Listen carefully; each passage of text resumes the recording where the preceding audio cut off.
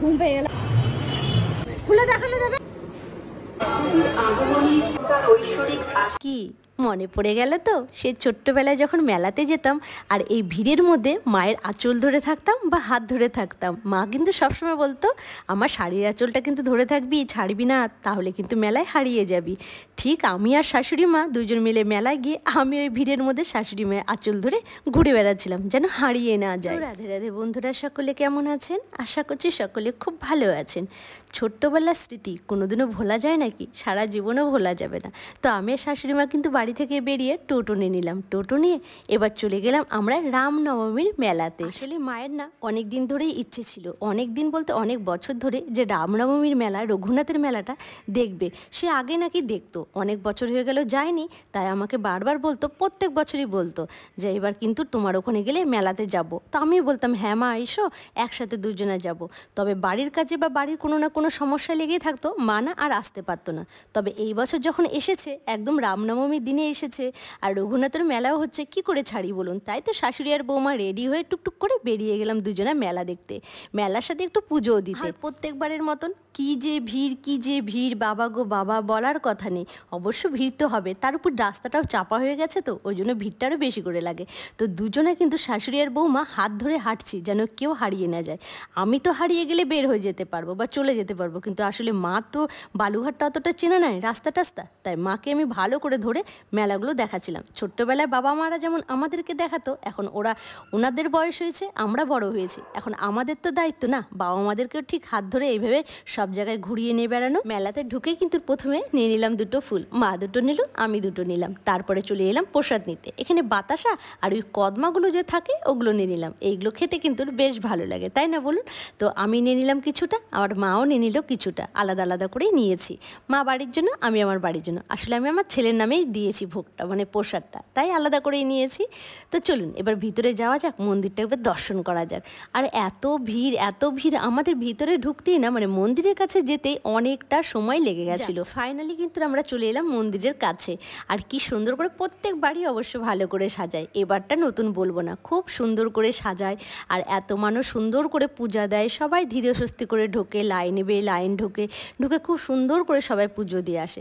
আমি না এখানে দাঁড়ালাম, আমি বললাম মা প্রথমে তুমি পুজো দিতে যাও, কারণ সবাই দেখছি এক সাইডে জুতো রেখে একজন করে যাচ্ছে আর একজন করে জুতো পাহারা দিচ্ছে। তো আমিও তাই করলাম, মাকে বললাম তুমি যাও, আমি জুতো পাহারা দিই, তারপর আমি যাব, তুমি আমার জুতো পাহারা দেবে। কারণ আমরা তো দুইজনে গেছিলাম, আর বাবু কিন্তু যায়নি, কারণ এই ভিড়ের মধ্যে না বাবু যেতে পারবে না, হাঁটতে পারবে না, বাবুর একটু প্রবলেম আছে তো হাঁটাচলা করার, তো তাই বাবুকে নিয়ে যায়। প্রচণ্ড হারে ভিড় তো, আর এই ভিড়ে এলে বাবু একদম অস্থির হয়ে যেত।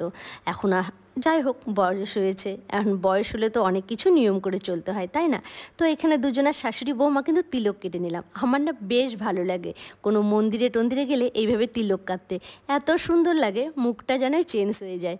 আমার কাছে তো ভীষণই সুন্দর লাগে। প্রথমে আমি করে নিলাম, তারপর মাকে বললাম তুমি একটু তিলক কেটে নাও, বেশ ভালো লাগবে। আর সত্যি খুব ভালো লাগছিল, তাই না বলুন? মুখটা বেশ মানিয়েছে না? তারপর আমি কিন্তু পুজো দিতে চলে গেলাম, গিয়ে কিছু দক্ষিণা আর আমার ভোগটা দিয়ে দিলাম যে একটু পুজো দিতে। আর এই দেখুন মন্দিরটা ভেতরে কত সুন্দর সাজিয়েছে, ভালো করে দেখতে পারলাম না, কারণ এতটাই ভিড়, পেছনে আরও অনেকজন ছিল পুজো দেওয়ার জন্য, একটু যে ভালো করে ঠাকুরটাকে দর্শন করব একদমই পারলাম না।